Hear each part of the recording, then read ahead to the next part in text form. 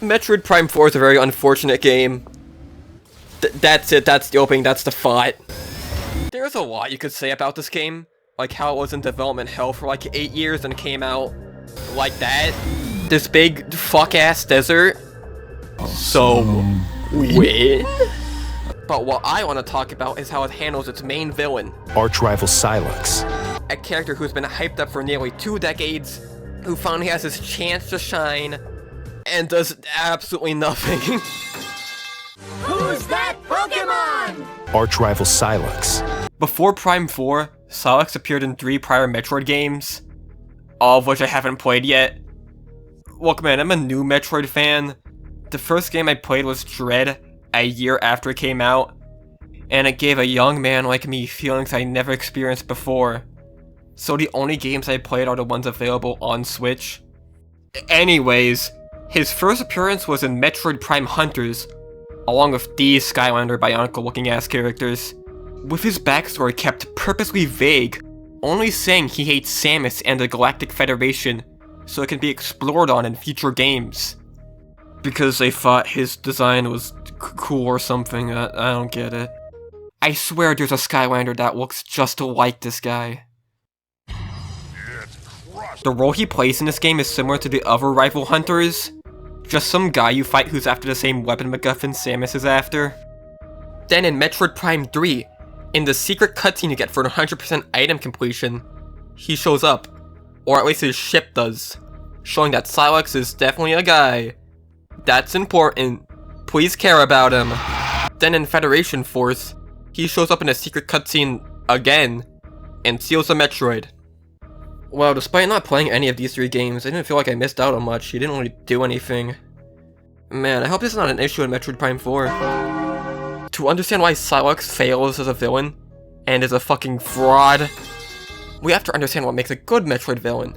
And to do that, you will be comparing Sylux to Ravenbeak from Metroid Dread.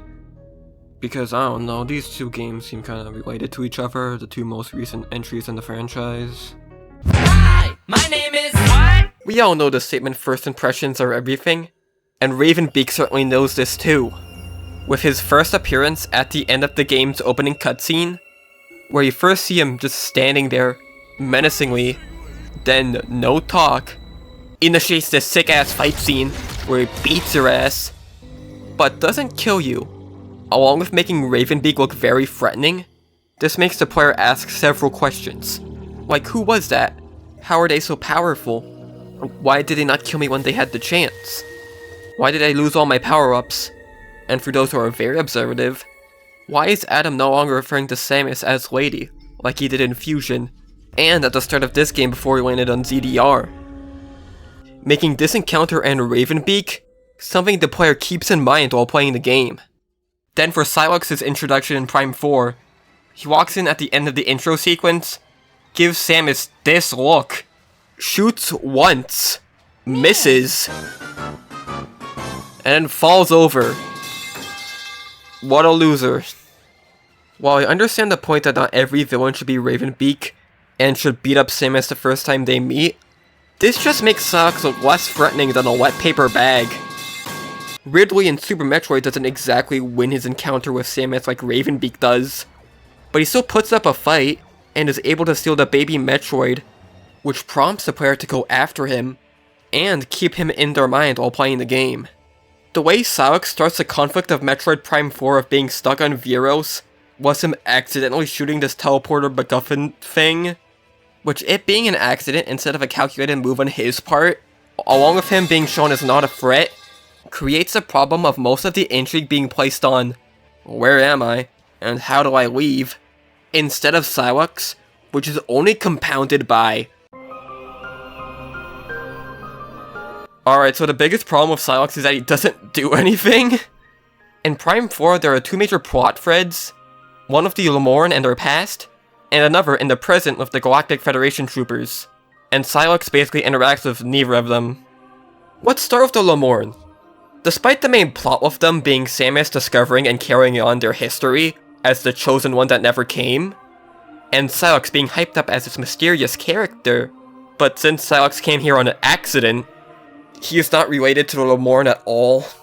Some cool ideas I heard online, and when I mean online, I mean like 2 podcasts, was to have Sylux be a Lemorne himself, or be the Lemorne's version of Samus. Like he was a human raised by the Lemorne, like Samus with the Chozo.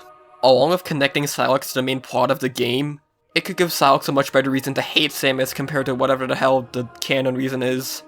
We'll get to that later. Like some sort of jealousy about Samus being the chosen one and not him. Or being mad at Samus for not showing up before the Lemorne all died. Like the only connection between the Lemorne and Sylux is him using their tech. That's it. He sends some robots after you and activates a barrier at Chrono Tower that gets destroyed in probably the most insane cutscene in any video game ever. What is this audio mix? Why is the music so loud? Why are we standing like 4 feet from the mech? Move, soldier! Get down!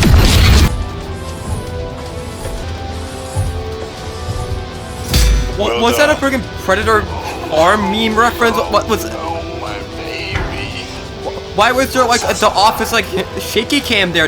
Kara never did that. What was happening? Why is the music still so loud? What was going on? The ability to jump. As for the Galactic Federation members, they might be even worse. Even though these guys are part of the Galactic Federation, the thing Sylux hates the most, he doesn't interact with them a single time before the final boss, and he barely interacts with them then. And never mind the troopers, Sylux doesn't interact with Samus before the final boss, with these 2 little scraps you have with him in the Lightning Forge actually being robots disguised as Sylux. And this guy in Flarepool, who I'm pretty sure is the second Sylux bot, it doesn't say anything like the other bots. And the thing you do after Flarepool is go to the DMV and kill the second Sylux bot, so yeah. And you wanna know why these aren't actual encounters with Sylux? Where they could, you know, like, expand his character? It's because he spends the entire game in a refrigerator on top of Chrono Tower, like he's fucking Fry from Futurama. And we'll all see more. I had the Futurama joke before I did some research, and I found an interview with Tanabe saying, quote, "He slipped into one of the healing pods." You can't make this up. I hate it here. Compare this to Ravenbeak, who, like Sylux, is someone you don't see for most of the game, basically just at the beginning and the end. However, with the twist at the end of the game, revealing Ravenbeak was pretending to be Adam the entire game, being hinted at with the before-mentioned not calling Samus lady, and certain lines of dialogue. And recontextualizing the entire game as being designed by Ravenbeak to awaken the Metroid DNA within Samus. So it makes sense for this mastermind man pulling all the strings to not really intervene physically in the process more than he already has. And if you think about it, you're kinda interacting with Ravenbeak the entire game. But given Sylux's hatred for Samus, it would make a lot more sense for him to want to kill her personally, instead of having the drones do it for him. Especially considering this line before the final boss. Himself wants to be the person that kills Samus. Which then why does Sylux send the bots after her? To slow her down while he heals? Why not, instead of being in a freezer all game, have the robot fights actually be him, and he just escapes each time he loses? And since Sylux is no longer Rapunzel, stuck on the top of Chrono Tower, but instead out and about in Viros, you could potentially have Sylux write like logs about the stuff he finds and uses on Viros, like the Space Pirates did in Prime 1, who are notably not on Viros. For some reason, they were in the beginning, I don't know why they're not here. Which again expands more on Sylux's character, and gives the game more interesting scans, because it needs that for some reason. But in the current game, you could just have the final boss be like a Chrono Tower security system, and just remove Sylux, and basically nothing about the game would change, because he doesn't do anything. I guess he brings those weird fusion Metroids, but they don't really do anything. They fuse to the bosses, but besides the first one, you don't even see it. You could just replace them with the green humor energy and nothing would really change. 20 years! 20 years of build-up and this man does absolutely nothing!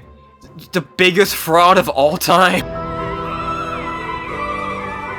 This is the part where I don't really talk much about Ravenbeak, his motive of wanting absolute power and control, power is everything and all that, is simple, but it works. The thing with Sylux's backstory / motivation is that it's completely indecipherable. His mysterious backstory for why he hates Samus and the Federation is only shown in a single post-game cutscene you can get after 100% scans. Which, what are we doing here? Why are you hiding such important information about the game's plot behind 100% scans? You know how hard it is to get 100% scans? I didn't do that shit! Or you can just use this amiibo. This just adds to the problem of Sylux feeling disconnected from the rest of the game's story. Like 2 times during the game, one before Volt Forge and another before the final boss, where you get like Vietnam flashbacks to this cutscene, but like not enough information to tell what's going on in it. As for what happens in the cutscene, is that Sylux, as a Galactic Federation trooper, is fighting the space pirates that have like a Halo Covenant AA gun or something. Then like Sylux asks his commander if he could like move forward and seize the weapon. And then the commander says, no, don't do that, hold your ground, wait for Samus. And then Sylux, after this, he just ignores this. And just says to his squad to move forward. The pirates use the weapon. Everybody in Sylux's squad, except for him, dies. Samus shows up and blows up the gun. Sylux hates Samus now. This just makes no sense for the reason for him hating Samus and the Federation. Maybe because Samus destroyed the gun he wanted or something? All this cutscene equates to is Sylux does something dumb, gets punished.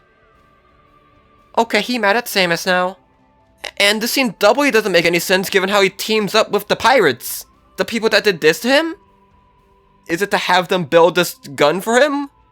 What emotion is this cutscene meant to make me feel? To feel bad for him? It just makes him look like a loser.